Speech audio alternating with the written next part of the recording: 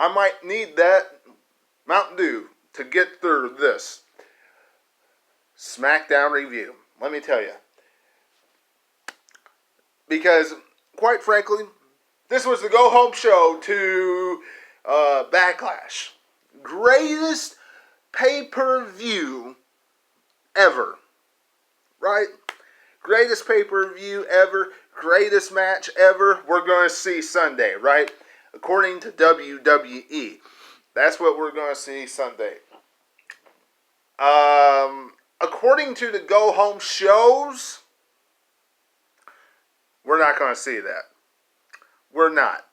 Now tonight, this SmackDown was built on one thing and one thing only. And that was the Intercontinental Championship. Who would become the next Intercontinental Champion? Would it be Daniel Bryan? Or would it be the phenomenal AJ Styles? Wrestling fans, let me tell you, they should have put this match on Backlash. This match should have been on Backlash's card. How many commercial breaks was on this? Seriously, how many commercial breaks was in this matchup? A ton. A ton of commercial breaks. I couldn't count how many. But wrestling fans, really good matchup. Really good. Couldn't complain about it whatsoever. The only thing I could think of that somebody might complain about is if you wanted Daniel Bryan to be the next Intercontinental Champion. That's it. That's the only thing I could think of that somebody might complain about outside of how many commercial breaks WWE took during this matchup. Now, wrestling fans, I would have loved to have seen this on Backlash. And I really hope that WWE does a good job with AJ Styles as Intercontinental Champion and doesn't just make him some paper champion where he hides and doesn't defend it very often and things of that nature. I hope he defends the IC strap good and they didn't just stick it on him because, well, it's the only singles championship that he has not held in the WWE. So he's a heel, and we're going to stick it on him, and he's going to be a paper champion, and he's going to hide from most of his challengers. But when he does defend it, it's going to be a great contest. I hope that's not the way they book most of his storylines. I really don't. Because he puts on great matches. He does. Just like what we saw tonight with Daniel Bryan and AJ Styles. Both of them. Tremendous inside the squared circle. Couldn't ask for anything better, in my eyes. Y'all let me know what you're thinking about in the comments below. Alright? Now, as far as the rest of Smackdown, okay, as far as the rest of Smackdown, as I've been saying for quite some time, they need to use Otis. Hey, speaking of Otis, and speaking of heavy machinery, did you notice who's back? Tucker. Tucker was back tonight.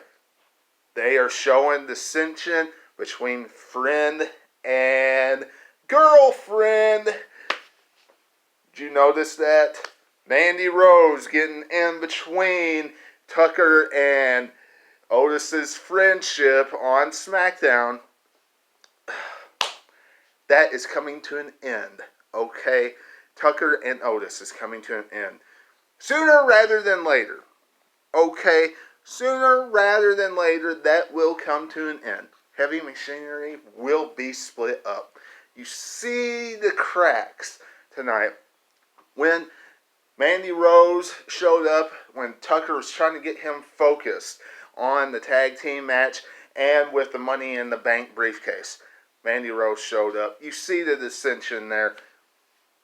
Wrestling fans. Okay storyline, but afterwards, what's going to happen to Tucker? Really, he's going to get lost in the shuffle. And that's a shame, if you ask me. Now,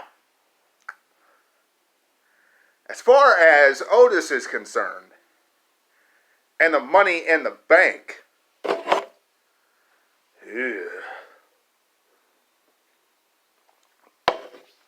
I've been been saying and saying and saying and saying. Either take the Money in the Bank briefcase off of him, or have him tease cashing it in, right? You gotta do something. You have to do something, WWE. He has the Money in the Bank briefcase. You don't just give him the briefcase and, oh, I'm just going to hold it. I'm just going to hold the briefcase. I'm not going to cash in on it. Oh, yeah. Yeah. I like Mandy Rose, my peach. I don't know why I had this briefcase, right? Stupid. Absolutely stupid. Otis needs to act like he is cashing in on someone. So you put him in a tag team match with Braun Strowman. Did he at any time tonight act like he was going to cash in on Braun Strowman tonight? Of course not. Did it make sense for Otis, Braun Strowman to win? Huh? Did it make sense for them to win tonight? Otis and Heavy Machinery? In my eyes, no. Absolutely not. Do we even care about The Miz and John Morrison now? Absolutely not. None whatsoever. As if they stood a chance at Backlash to begin with.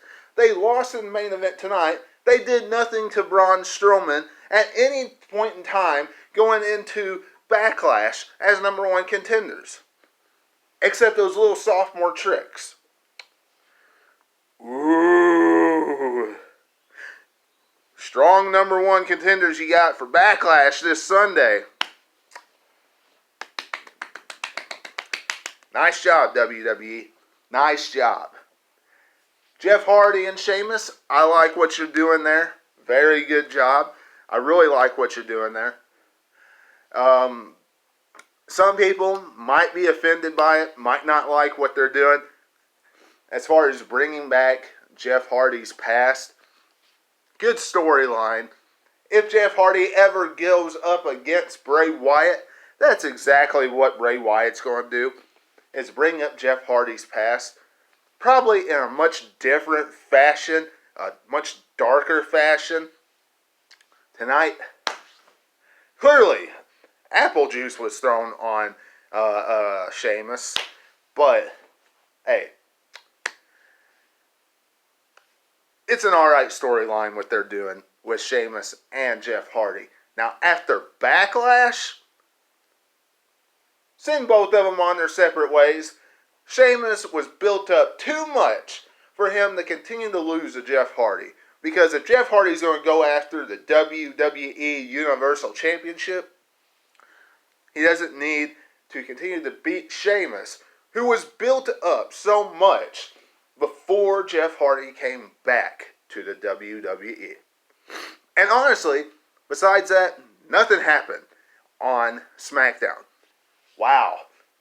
Cesaro and Shinsuke Nakamura got a number one contenders matchup. Yes, that's what happened. They beat the New Day tonight on SmackDown. WWE Creative 101 says that at Backlash we will see a filler matchup between the New Day and Cesaro and Nakamura for the tag team titles, in which the New Day will more than likely go over. That's what will probably happen.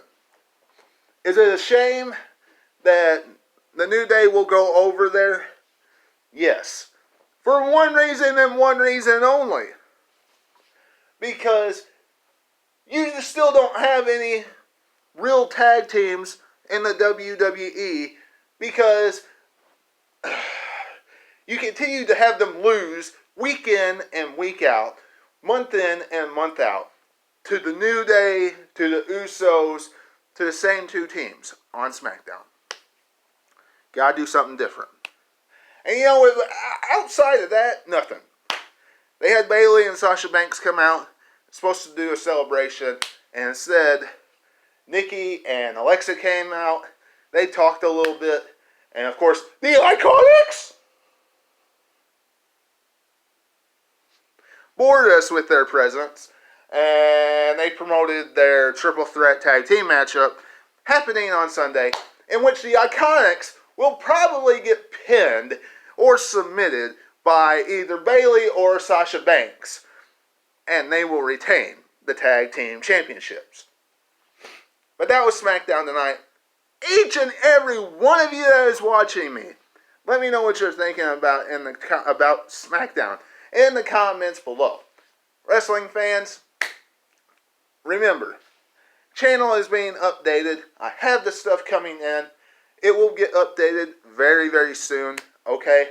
My brother, he's started his own podcast as well. So, make sure you tune into that. When I get more information about that, I will let you know. I know he'll be doing interviews and things of that nature. Wrestling fans, also, go back and check out anything you missed. Raw review, Backlash preview, and predictions. Backlash review will be on here this Sunday. Do that as well. Tune into it. Until I see you then, this is Webby, and I'll catch all of you on the other side. Talk to you later.